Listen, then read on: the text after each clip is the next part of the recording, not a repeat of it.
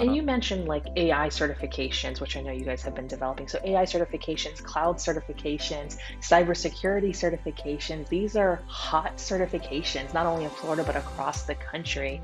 And so the scaffolding of the education that you're creating for these learners is incredible.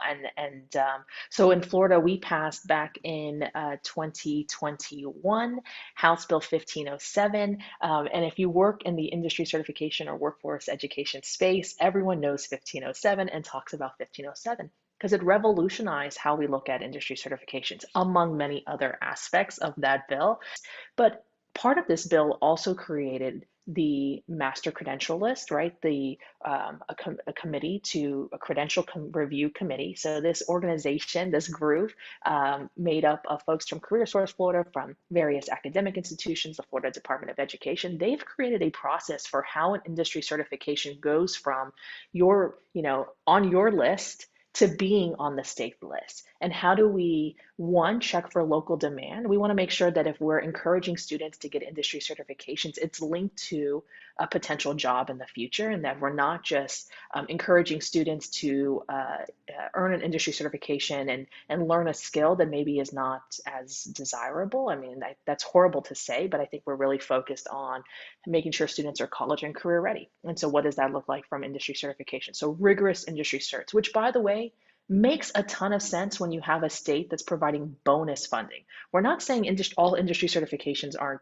great, but if you're providing bonus funding, it should be for rigorous industry certifications or for certifications that will become a foundation for a future skill attainment, right? And so that's what this group has been doing in vetting industry certifications and creating this process. Kind of moving along here, I think a lot of what you mentioned too is those industry certifications, and that these all these different levels of Mhm. kind of vetting the rigor, and there's a process to them.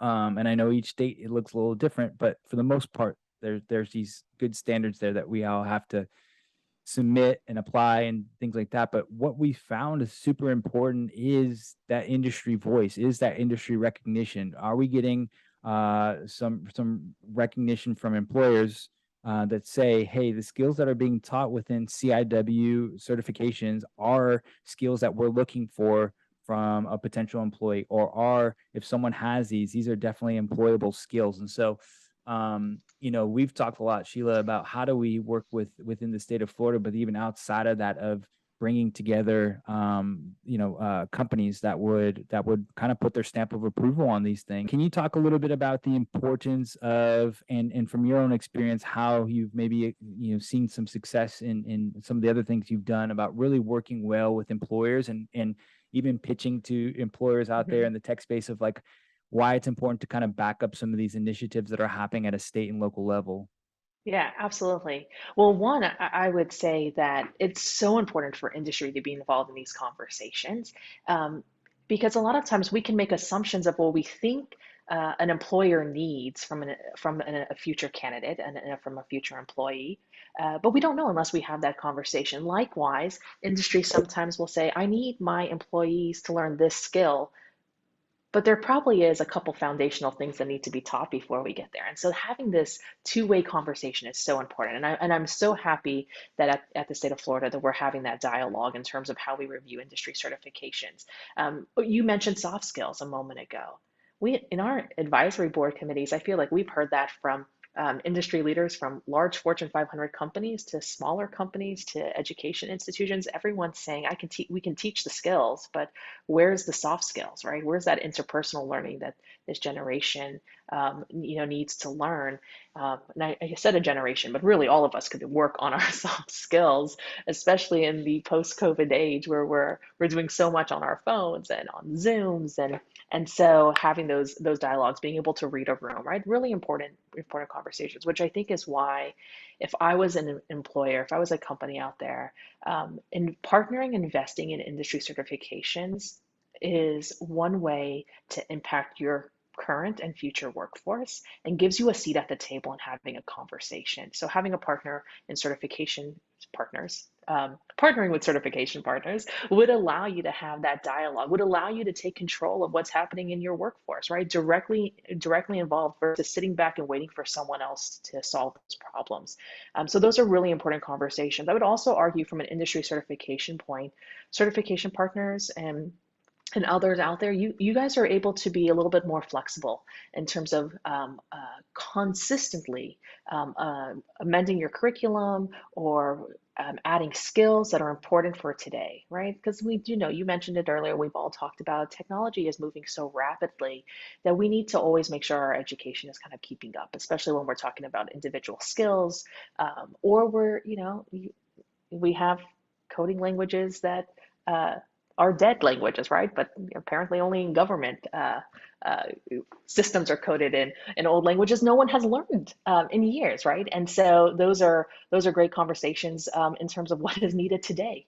So it's just really interesting conversations. But I think ultimately to your question, industry being involved allows you to take control, allows you to have a little bit more ownership in what your workforce, shaping your workforce. And so I would encourage anyone who's listening that's in an industry to reach out to certification partners. If you see a lag, if you see a deficiency, let's talk about it. Let's bridge those gaps together. But ultimately, the other side of this is that we need industry voice to support industry certifications, not only the CIW and the ICT products at certification partners, but all industry certifications that are out there, especially if there are specific skills out there that are important to your workforce. And how we are able to show that industry support is through letters of recommendation. I know we have a large letter of recommendation that folks can sign on for specific skills like artificial intelligence and cybersecurity, all these skills that we want students. And again, this is not just existing workforce. We're talking about as young as middle school through high school into post-secondary education and beyond, skills that we think are important. And so that's one way to show, and it's probably one of the easiest ways, by the way. Signing a letter was one of the easier ways to show industry need and demand and support for rigorous industry certifications like those that certification partners supports. We appreciate your support, Sheela, and everything going on. And, if anyone has questions or wants to learn more about what you're doing with the Southern Group, how can they connect with you and maybe reach out to you for some support? Yeah, absolutely. Well, you can find me on LinkedIn at Sheela Vanhoose. Southern Group, actually, my name is spelled above me, down below, so easy to find. My email address is my last name, Vanhoose, at thesouthern.group.com. And you can send me an email, or you can reach out to Eddie with certification partners. We're always working together on these issues. So we're an open book. However, we can be helpful and continue to support certification partners. And Eddie, really appreciate being able to have this conversation with you today and continue to work with you all.